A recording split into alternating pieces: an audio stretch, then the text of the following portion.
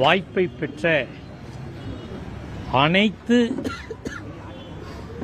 மகன்களும் மகள்களும் இங்கே வந்திருக்கிறார்கள். என்னுடைய ஒரு மகன் போனாலும் எனக்கு பக்கபலமாக